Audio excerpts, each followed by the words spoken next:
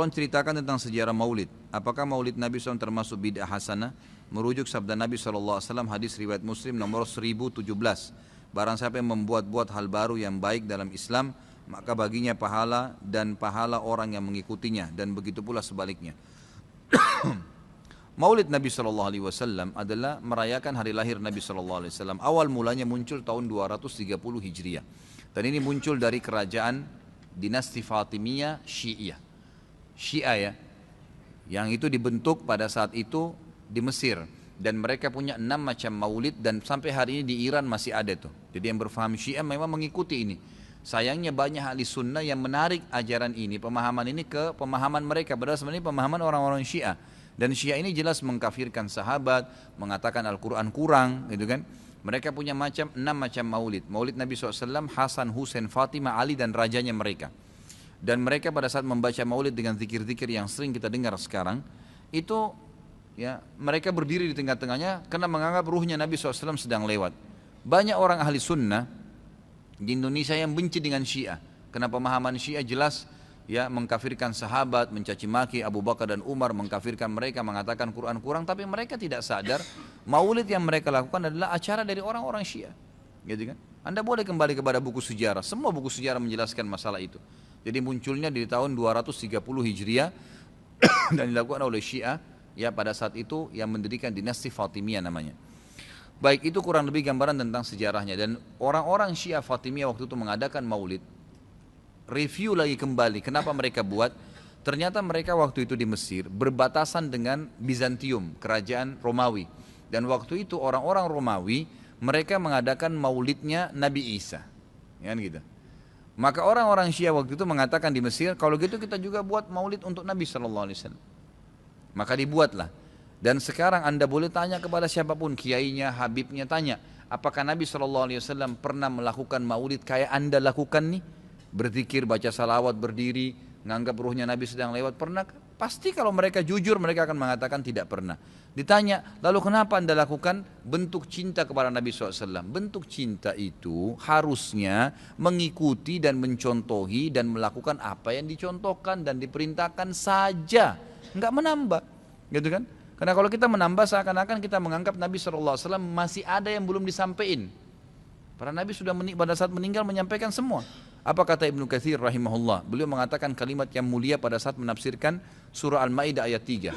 Al-yawma akmaltu lakum dinakum wa atmamtu alaikum ni'mati wa raditu lakumul Islam madina. Hari ini aku sempurnakan agama kalian, nikmatku untuk kalian, dan aku ridho Islam sebagai agama kalian, kata Ibnu Katsir.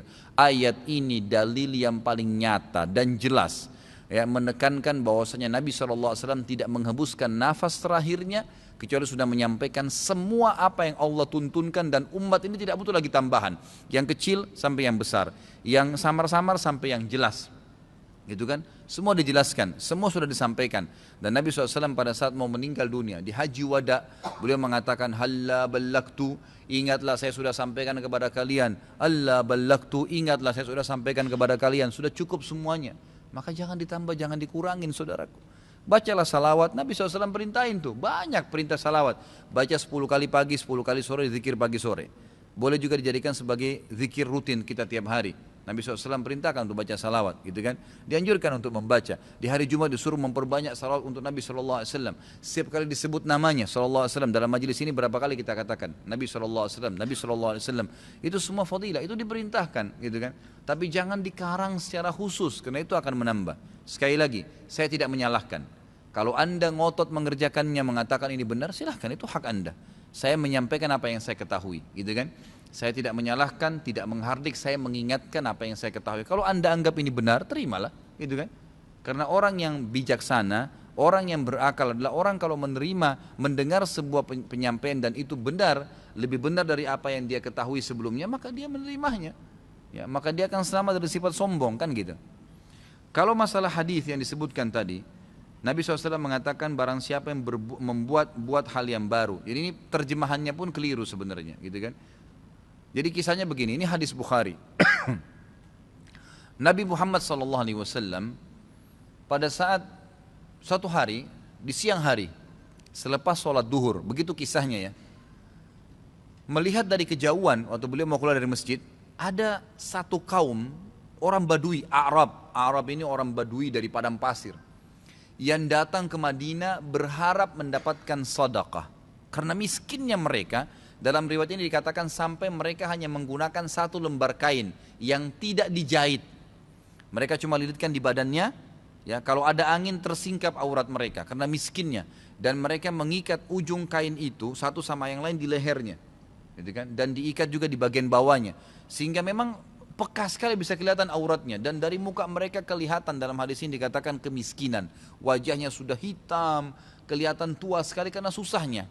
Lalu Nabi SAW naik di atas mimbar sambil berkata, ini pentingnya mempelajari sababul wurudnya hadis. Sebabnya hadis disebutkan, sama kalau ayat sababun nuzul ya.